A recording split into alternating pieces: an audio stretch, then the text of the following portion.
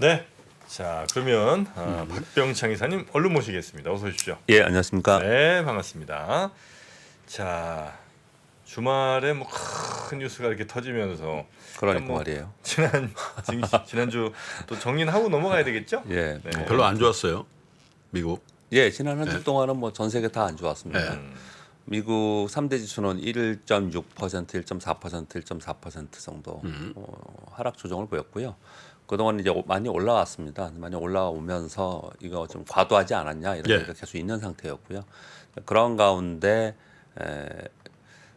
영란은행이 금리 인상을 했죠. 네. 그리고 미국의 경기 선행 지수하고 뭐 PMI 이런 지표들도 안 좋게 나왔습니다. 뭐 그런 가운데 파월 의장을 비롯한 연준 위원들이 각종 행사에 나와서 매파적 발언들을 계속 이어갔죠. 그러니까 뭐 좋은 얘기들이 별로 없었습니다. 일단 지수가 올라온 상태에서 뭐 좋은 얘기보다 나쁜 얘기가 더 많았기 때문에 하락을 했는데 하락폭이 아주 심한 또 그런 부분도 아닙니다. 지난 한 주 동안 1.67, 1.4% 이렇게 하락을 했는데 지난 금요일 날 다우가 0.65, 나스닥이 1%, S&P 500이 0.7% 하락을 했거든요. 그러니까 주중에 주중 하락이 사실 지난주 월요일 날 미국 시장이 휴장이었잖아요.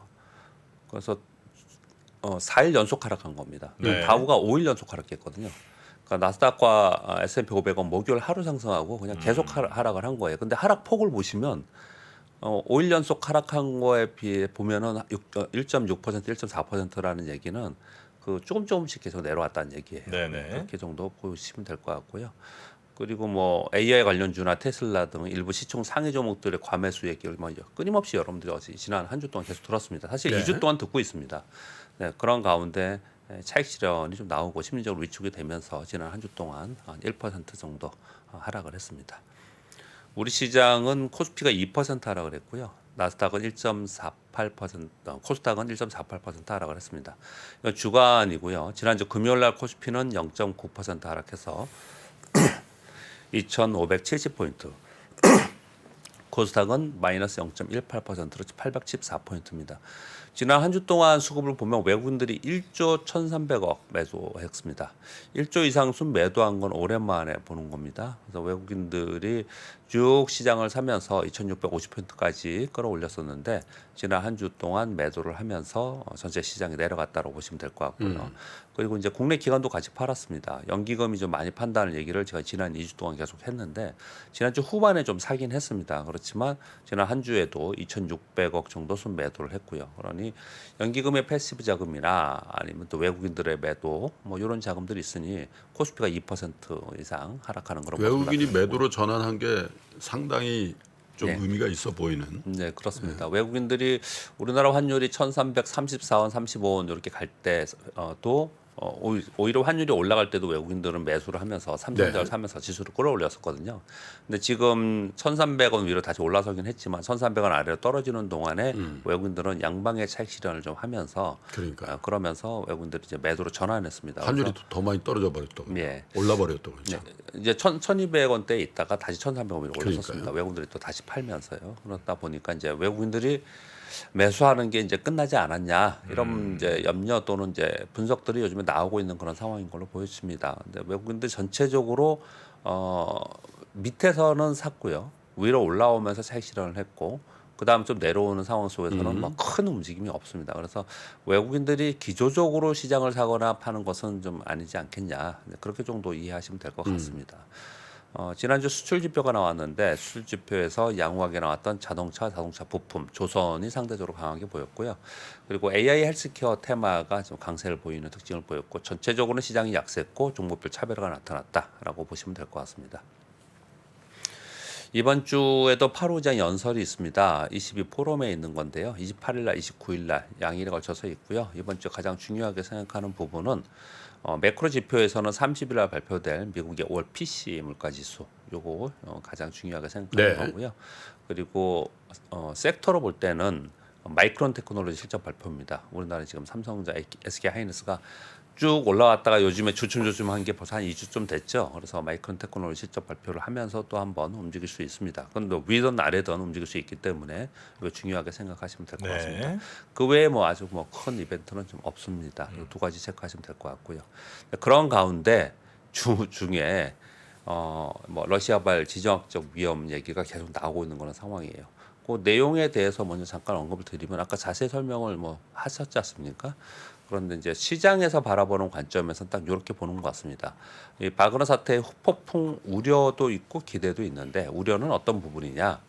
러시아의 정치적 불안이 일어난다. 그러면 지역적 리스크가 더 확대되는 상황이고, 그러면 시장에서는 자본시장에서는 안전사산을 선호하는 심리가 작용을 할 것이다라는 것하고요.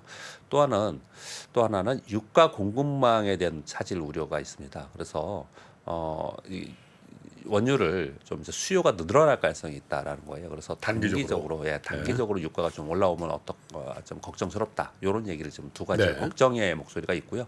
또 한 가지는 뭐 함부로 얘기할 수 있는 부분은 아니지만 우크라이나 전쟁의 지금 상황이 좀 변화 가능성이 있지 않겠냐 이것 때문에 그래서 종전에 대한 기대감도 또 한쪽에서는 얘기가 나오고 있습니다. 그래서 우려와 기대가 동시에 있는 거고 일단 종전이나 이런 좋은 쪽은 뺀다 하더라도 이게 네. 주말에 나왔기 때문에 이것이 지금 이번 주에 후폭풍이 어떤 게 그러니까요. 나올지 모르기 때문에 지금 이번 주 시황에서는 이게 중요해요. 그래서 러시아발 지정학적 위험의 후폭풍 여부 에 대해서 시장에서는 좀 관망 심리가 있는 상황이고요. 그리고 28일부터 29일까지 파우로자 연설이 있는데 이거 지난주에 이미 다 얘기를 했기 때문에 시장 영향은 없을 거라고 보여집니다. 네. 그렇지만 이제 이런 것들이 주초의 관망 심리가 좀 작용하지 않을까라고 생각하고요. 주 후반에 이제 주 말에 PCE 발표가 있어요. 예상이 4.6% 정도로 예상을 좀 하고 있는데 이 기점으로 해서 지금 이번에 계속 나오는 경기 지표나 이런 부분들은 거의 일단락돼요. 그러면 이제 곧바로 7월 말을 있을 FOMC 전까지는 다 어닝 시즌으로 들어갑니다. 그래서 기업 실적으로 간다. 기업 어닝 시즌에서는 늘상 말씀드리지만 어닝 시즌에서는 조목 장세가 됩니다. 딱 실적에 따라서 종목별로 그냥 각자 자기 갈 길 가거든요. 그래서 시황 방향에 대해서 엇갈린 분석이 나타나는 가운데 이런 지금 시황이니 그러면은 이제 프리어닝 시즌을 앞두고 종목별로 종목 장세가 이루어질 가능성이 높다 이렇게 보시면 될 것 같고요. 우리 시장 역시도 비슷합니다. 시장 상승을 견인했던 외국인들이 매도로 지난주에 전환을 그러니까 했습니다. 그게 가장 크게 그렇습니다. 그래서 이게 매도로 전환했는데 또 이번 주에 다시 막 산다 이렇게까지 기대감은 지금 없거든요. 근데 관망심리가 있고 그렇기 때문에 한번 지켜봐야겠지만요. 그런 가운데 2,600포인트 위로 가니까 외국인들이 기관들도 같이 팔더라. 그러면 이거 뭐 2,600포인트 넘어서 2,700을 넘어서기 위해서는 새로운 모멘텀이 등장하면서 외국인들도 매수해주고 뭐 이래야 되지 않겠냐는 거죠. 근데 그 사이에서는 박스권 재진입이 되지 않겠냐. 이 박스권이라고 표현을 하는 것은 2,500포인트 아래에 박스권이 있다가 이걸 돌파했었거든요. 그렇기 때문에 2,500포인트를 저점으로 해서 고점 2,650포인트에 있는 이 박스권에 진입해서 이 안에 있지 않을까라는 게 이제 전체적인 시황관으로 보여집니다. 그런 가운데 빅 이벤트가 없다라고 말씀을 드렸고요. 그래서 2분기 어닝 시즌을 기다립니다. 그렇다면은 이슈나 모멘텀에 따라서 테마 장세가 한 축으로 이루어지고요. 네. 그러면서 이 실적 시즌이 전에 가면요. 이번 2분기 실적에 이 기업들은 이렇게 실적이 나올 수 있을 것 같다. 예상치는 이랬는데 어땠다라는 게 계속 나옵니다. 가장 대표적으로 뭐가 제일 많이 나올까요? 삼성전자예요. 얼마 며칠 안 남았네요, 그러고 보니까. 예, 삼성전자의 이제 잠수실적 제일 먼저 발표하니까요. 삼성전자의 영업이익이 뭐 1,000억 정도라고 계속해서 시장에서 얘기를 했었거든요. 근데 지난주에 어떤 한 곳에서 발표된 게 아니다. 9,000억까지도 나올 수 있다. 너무 갭이 크죠. 막 이렇게까지 막 얘기를 하고 있고요. 삼성전자가 얼마큼 나올 수 있는데 비교해서 삼성전기나 LG전자 이런 데서 현대차는 오히려 좋게 뭐 어떻게 얼마큼 나오겠다. 뭐 이런 얘기들이 보도들이 계속 나와요. 1,000억이냐 9,000억이냐 얘기 나오고 있어요. 예. 거의 뭐 중견기업이네. 그런 자료들이 막 나오고 있거든요. 갭이 너무 크네요, 그죠? 예. 그만큼 되게 어려운가 봐요, 이번에. 그런 부분들을 감안하면서 주가가 움직여요. 예. 그러니까 지금 어닝 시즌을 앞두고 종목별로 움직일 예. 것이다. 이렇게 이해하시면 될 것 같습니다. 자, 뉴스 몇 가지 말씀드리겠습니다. 첫 번째 뉴스는 말씀드렸고요. 두 번째는 지금 슈퍼 엔저라고 표현을 쓰는데 엔저잖아요. 엔저. 어마어마해요. 하나가 지금 뭐 우리 원화 대비 800원대까지 갔다가 지금 900원에서 초반에서 거래되고 있는데 이게 이제 일본의 전자산업이 엔저를 타고서 호황을 누리고 있다라는 얘기가 지금 나오고 있는 거예요. 이 일본하고 우리하고 예전에 경쟁 관계를 같이 갖고 있는 기업이 굉장히 많았습니다. 대표적인 게 조선이었고 철강이었고 이랬던 건데 뭐 결론 나버렸고 조선은. 지금은 이제 이런 경쟁 관계는 이제 다 이제 약화되었습니다. 그런 구도는 별로 없고요. 특히 뭐 반도체나 가전 이런 것도 과거에 비해서 구도가 굉장히 약해서 우리가 훨씬 더 우위에 있습니다. 이런 것들은요. 그런데 여전히 일본과 경쟁하고 있는 분야들이 있어요. 네. IT에 있는 소부장이나 근데 대표적으로 지금 이제 거론하고 있는 게 MLCC, 예. MLCC 이런 데는 좀 걱정스러운 겁니다. 네. 엔화가 워낙 약세다 보니까 워낙에 또 그쪽은 그쪽이 오랫동안 기술력을 유지하고 있는 동네죠. 네, 그렇죠. 항상 여기하고 우리가 경쟁을 하고 있었던 거거든요. 근데 이런 부분들 때문에 애들이 슈퍼 엔저를 타고 일본 전자산업이 호황이 된다는 얘기는 거꾸로 우리 걱정을 하고 있다라는 것이거든요. 그래서 그쪽 이번 이제 실적에도 이제 걱정을 좀 하고 있는 부분이 있는 것 같은데요. 그래서 주춤할 수도 좀 있는 것 같아요. 예. 그래서 수급을 좀 이제 면밀히 좀 살펴봐야 되지 않을까라고 생각을 하고 있고요. 근데 이 부분은 전체적인 게 아니고요. 일본하고 경쟁 구도에 확실하게 있는데 예. 또는 그쪽이 업력이 계속 있어가지고 좋다가 우리가 많이 쫓아온데 요런 데들은 경쟁 우위가 확실히 있는데 빼놓고 만약 우리가 쫓아와서 비슷하게 있는 데 있잖아요. 네. 이런 데는 당연히 환율의 영향을 많이 받잖아요. 네. 그런 걱정을 좀 하고 있다. 네. 말씀도 드리겠습니다. 그리고 세 번째는요. 예. 중국의 6월 자동차 소매 판매 현황이 나왔는데요. 전체 자동차 소매 판매는 183만 대로 전월비 플러스 5%, 전년비 마이너스 5.9%인데 전기차가 67만 대. 전월비 플러스 15.5, 전년비 플러스 26%. 네. 그래서 전기차는 계속해서 잘 팔리고 있고 또 뭐 요번에 세금 감면 해주는 걸 또 연장하고 네. 그랬잖아요. 그래서 전기차 부분은 계속 좋게 저기서도 전기차 빼면은 뭐 저 디젤이나 가솔린은 마이너스는 보니까. 예, 그렇죠. 예, 그걸 보여드리기 위해서 이렇게 말씀드리는 거예요. 침투율이 36%나 돼요. 예, 6월 전기차, 6월 전기차율이요. 네, 그러다 보니까 전기차 쪽에 있는 조금 뭐 괜찮고 이거 뭐 사실은 근데 제일 수혜는 테슬라예요, 항상.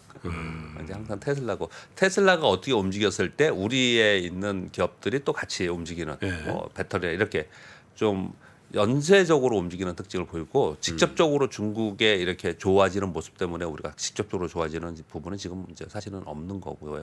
그런데 이제 이런 분위기로 가고 있다는 부분 말씀드리고 있는 거고요. 그리고 SK이노베이션이 주주 배정 유상증자 1.2조 규모라고 하는데 규모로 봐서는 한 11 얼마 되는 거죠? 1%가 안 되겠죠? 안 되는 정도. 그 정도 되는 것 같습니다. 그래서 뭐 규모는 작은데 0.07이니까 100 곱하면 7% 정도 되나 보네요. 7%.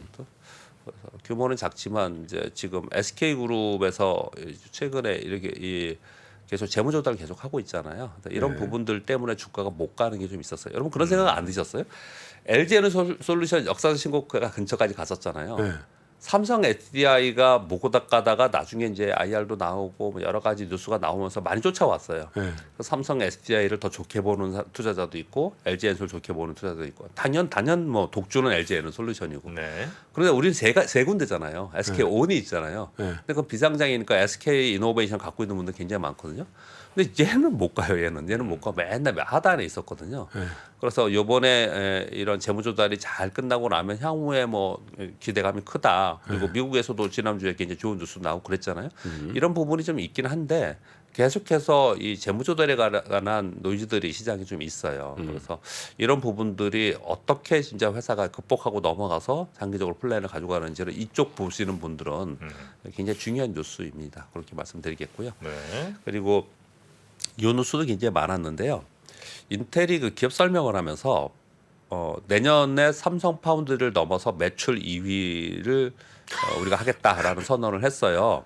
그런데 이거 하고 나서 주가는 떨어졌거든요. 이유를 좀 설명을 드리려고 하는 겁니다. 내부 파운드리 모델이라는 걸 공개하면서 자체 내 반도체하고 설계를 하는 사업부가 있고 파운드리 사업부가 있을 거 아니에요. CPU도요. 그러면 여기 있는 사업부에서 한 걸 CPU 이걸 파운드리 사업부에서 만들면 이 파운드리 사업부 매출 인식하겠다라고 하면서 이름이 내부 파운드리 모델이에요. 그래서 파운드리의 매출이 여태까지 잡혀 있지 않은 게 이걸 내부 것을 잡으면 매출이 이 내부 거래만으로도 200억 달러가 넘는다. 그래서 이걸 계산을 해보면 아주 장난하나? 2위가 되겠다. 이런 얘기를 하는 건데, 근데 삼성도 하긴 하거든요. 네. 삼성도 이렇게 하긴 하는데 여태까지는 이건 아니 그래서 내부 걸로 이렇게 올려서 이선환 나는 게 무슨 의미가 있냐. 지금 이제 그렇게 얘기를 하는데 시장에서는요. 그래서 주가는 떨어졌거든요. 그래서 그런 경우에 저 알려주지 물적 분할이라는 게. 그러니까 내 회사에서 설계 갖고 내 회사에 주는 것도 매출로 따로 이거 보겠다는 거죠. 예, 네. 그게 기업 회계로 그게 맞나? 아니, 독립 회사도 아닌데. 아니 그러니까 파운드리 매출 계산할 때 그렇거든요. 계산을. 그러니까 왜 이런 걸 하느냐? 맨날 저기 뭐 TSMC가 1위고 삼성이 2위고 우리 뭐 인텔은 들어가지도 않잖아요. 인텔은 여기에 관련이 있는 게 아니고 CPU에 관심이 있는 쪽이잖아요. 네. 그런데 이제 파운드리에 뛰어들어서 이제 메모리 시장에 뛰어들더니 네. 아 여기에 우리가 2위야. 우리 이렇게 잘해. 라는 위상을 제고하겠다라는 이 이제 피력하겠다라는 의미예요. 이 의미는요. 네, 그렇게 하겠다라고 지금 얘기를 해서 인텔은 좀 그렇다. 어? 옛날 그 명성이 많이 적어냈네. 예, 지금 말씀하신 그런 것도 뉘앙스로 아니고 어디 삼성 잡겠다고 2등을 잡겠다고. 예, 시장에서는 지금 그런 뉘앙스로 야 니네 뭐냐 내부에서 늘어나는 게 뭐 이렇게 중요해. 요번에 그러면 우리 어떤 기술을 개발해서 어떻게 해서 그러니까. 하겠다 이런 발표를 해야지 이게 뭐냐 뭐 이런 이제 비판들도 상당히 있는 상황입니다. TSMC를 잡아버리겠다고 하든가. 에? 예, 그런 얘기들이 좀 있었습니다. 근데 실제로 이게 이제 시행이 되면요, 내부 매출이 엄청나게 크기 때문에 파운드리 전체 순위에서는 순위에서 인텔이 내년부터는 이제 올라가 있겠죠. 그래요. 이제 그런 내용이 있습니다. 네. 그리고 테슬라 자체 트위터 계정에서 그 도조 AI라고 하는 지금 엔비디아 거 쓰는데 자율주행용 그 AI 컴퓨터 있잖아요. 요거 생산을 7월부터 시작을 해서 2024년 2월에 완성해서 6개월 정도 검증을 해서 10월에는 1초에 1만 경번 연상 능력을 갖춘 AI 컴퓨터를 가지고 예. 풀 셀프 드라이빙이죠. 여기 네. FSD 상용화에 지원하겠다. 이런 뉴스들이 나와 있는데요. 이거는 뭐 계속 하고 있었던 거잖아요. 그런데 이런 것들은 중요하게 시장에서 생각을 합니다. 지금 어디까지 되어 있고 언제 이걸 하고 있고 이런 거 중요하게 생각하거든요. 그래서 여기에 연관되어 가지고 자율주행과 관련된 테마와 섹터는 여기 단계적으로 움직입니다. 그래서 이 정도 말씀을 드리겠고요. 7번째 뉴스는 오늘부터 한국거래소에서 불공정 거래 모니터링에서 종가 집중 매매도 잡겠다. 그 모니터링 안에 이게 들어가는 거예요. 저 뭐예요? 요게 원래 증권사들은 각자 다 하고 있었습니다. 그래서 저희들이 거래를 할 때 주의도 오고 그렇게 하거든요. 뭐냐면요, 이제 종가 직전에 10분 종가 매매 들어가잖아요. 네. 그러니까 지금은 3시 30분이니까 3시 20분에 호가를 봤더니 거래량이 없어가지고 되게 말도 안 되는 것들이 또 있어요. 거래량이 없어가지고 뭐 누가 500만 원씩 띡 팔았는데 마이너스 3% 나고 그럼 화나서 갖고 있는 사람 화나잖아요. 거래 없는 것들은 그런 경우가 그런 종종 경우가 있어요. 있죠. 그래서 그걸 역으로 생각해 보면 거래 없는 거를 한 1,000만 원, 몇 천만 원에서 사가지고 막 3%, 5% 꾸준히 계속 그걸 하는 네. 그런 집단들이 있습니다. 그런 다음에 또 사고. 예, 그런 집단들이 좀 있었어요. 좀 올라오면 팔고. 그래서 그거는 항상 여태까지 있긴 있었습니다. 근데 명확하게 숫자가 나와 있지 않았었거든요. 근데 이번에 숫자를 아예 줬어요. 어떻게 되었냐면요. 종가 직전에 그러니까 3시 20분에 10,000원에 끝났는데 그때 이후에 종가가 2.5% 플러스 마이너스 이상으로 벌어지는 가격 변동이 생기면 그 가격 변동을 조사한다? 생기는 거래를 유발한 쪽 그건 이거 모니터링에 딱 뜰 거라는 거예요. 2.5% 이상 되면은요.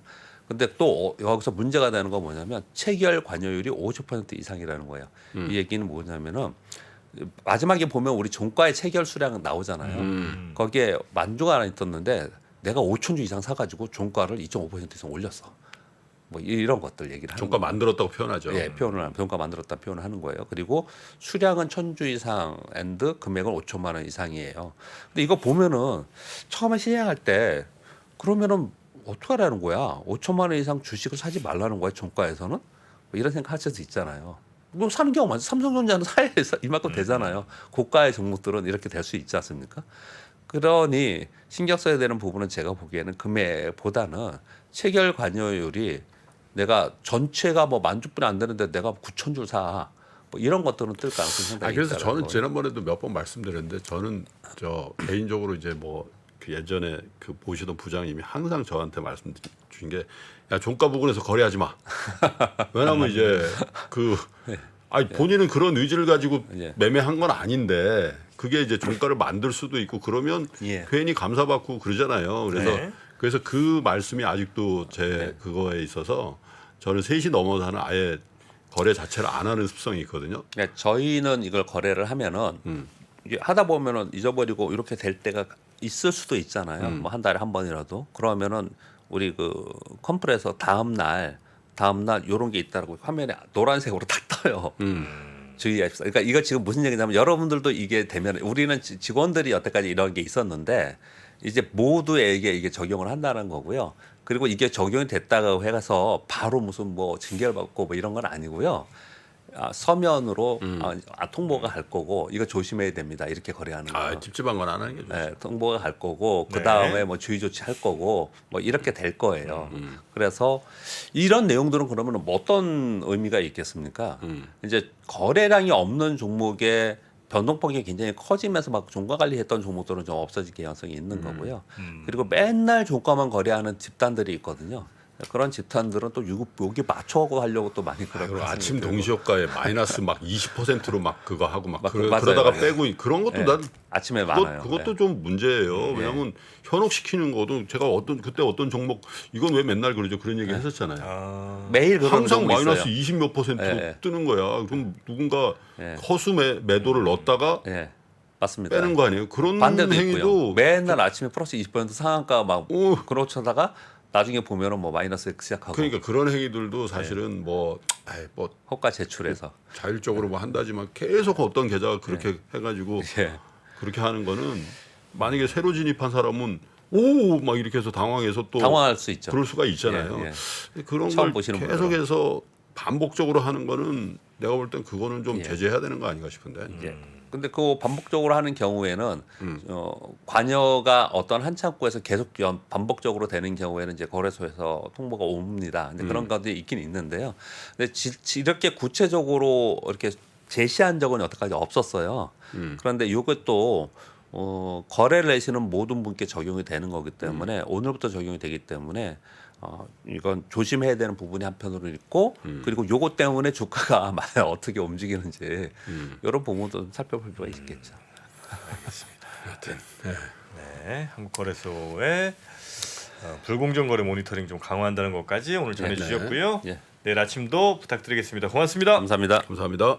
시간이 흘러도 변하지 않는 여러 가지 원칙과 사고 체계는 존재하거든요. 대가들의 사고 체계, 투자 기법이 아니라 생각의 방법. 그런 거를 분해를 해서 재구성을 해서 하나의 어떤 틀로 조합을 하는 과정이 필요한 것 같다. 라쿤 자산운용 홍진채 대표의 거인의 어깨에 19년간 초과 수익을 달성한 그가 어떻게 주식 대가들의 투자법을 활용했는지 이 책에서 최초로 공개합니다.